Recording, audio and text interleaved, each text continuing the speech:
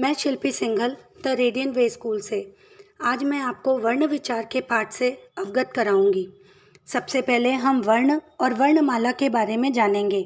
प्यारे बच्चों, क्या आपने कभी ध्यान दिया है कि जब आप बोलते हैं तो आपके मुख से कई ध्वनियाँ निकलती हैं, जैसे राधा, या जैसे हम गुलाब के फूल को देखते हैं वैसे ही हम उसे गुलाब कह उठते हैं। अब आप इसे ऐसे समझिए कि स्कूल में छुट्टी की घंटी की आवाज़ सुनकर हम सब कक्षा से बाहर भागते हैं। वह बिना बोले ही हमें बहुत कुछ बता देती है। उसी तरह रेलगाड़ी की सीटी भी अपने आने जाने के बारे में बताती है। तब अनेकों प्रकार की ध्वनियाँ निकलती हैं। क्या आप उस घंटी की आवाज़ व रेलगाड़ी की सीटी से निकलने वाली ध्वनियों के अर्थ समझ पाते हैं? नहीं ना, हम इन ध्वनियों के अर्थ नहीं समझ पाते हैं। हम तो केवल मनुष्यों के मुख से निकलने वाली ध्वनियों को ही समझ पाते हैं, जैसा कि मैंने आपको पहले बताया था राधा और गुलाब के बारे में। क्योंकि जब हम इन शब्दों को बोलते हैं तब हमारे मुख से ध्वनियाँ निकलती हैं, क्योंकि प्रत्येक भाषा का अपना एक अर्थ होता है जो कुछ संकेत या चिन्हों के माध्यम से प्रकट होता है। जैसे राधा, रा प्लस धा, गुलाब, गु प्लस ला प्लस ब। यदि हम इनके और टुकड़े करें तो पहला राधा, र प्लस आ प्लस ध प्लस आ, इसमें 4 ध्वनियाँ हैं। दूसरा गुलाब, ग प्लस उ प्लस ल प्लस आ प्लस ब प्लस अ, इसमें 6 ध्वनियाँ हैं। ये छोटी छोटी ध्वनियाँ ही वर्ण या अक्षर कहलाती हैं। अब इनसे अधिक इनके टुकड़े नहीं किए जा सकते, इन्हीं को वर्ण कहते हैं। अतः हम कह सकते हैं कि भाषा की सबसे छोटी इकाई जिसके टुकड़े नहीं किए जा सकते वर्ण कहलाती है। तो चलिए आगे बढ़ने से पहले, मतलब वर्णों के भेद को पढ़ने से पहले, हम थोड़ा वर्णमाला की जानकारी भी प्राप्त कर लेते हैं, जिससे हमें आगे कठिनाइयों का सामना न करना पड़े और पिछला पढ़ा हुआ भी एक बार हम दोहरा लें। वर्णमाला: स्वर अ आ इ ई उ ऊ रि ए ऐ ओ औ। व्यंजन: क वर्ग क ख ग घ अंग, च वर्ग च छ ज झ इया, ट वर्ग ट ठ ड ढ ण, त वर्ग त थ द ध न, प वर्ग प फ ब भ म। अंतस्थ व्यंजन: य र ल व। ऊष्म व्यंजन: शरीफे का श, षटकोण का श, सीटी वाला स, ह। हिंदी वर्णमाला में 2 वर्ण और भी होते हैं। इनकी गणना न तो स्वरों में होती है न व्यंजनों में। इन्हें अयोगवाह कहते हैं।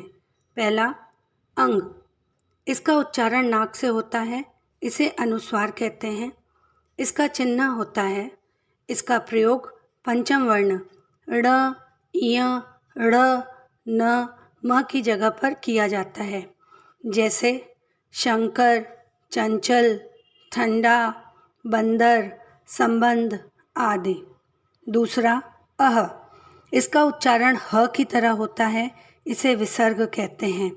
इसका चिन्ह होता है जैसे अतः, पुनः, प्रायः, प्रातः आदि।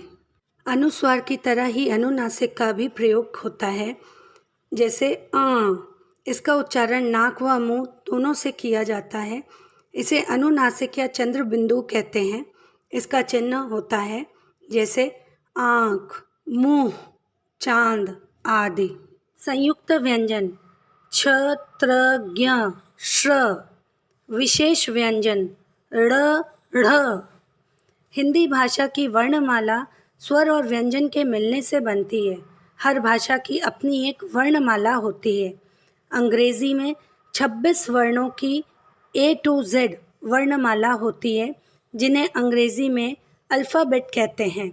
हिंदी की वर्णमाला में अ से ह तक 44 वर्ण होते हैं।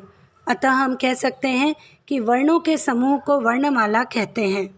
विशेष व्यंजन: ड़, ढ़। ये दोनों वर्ण ड तथा ढ से भिन्न हैं। साथ ही इनसे किसी शब्द की शुरुआत नहीं होती है।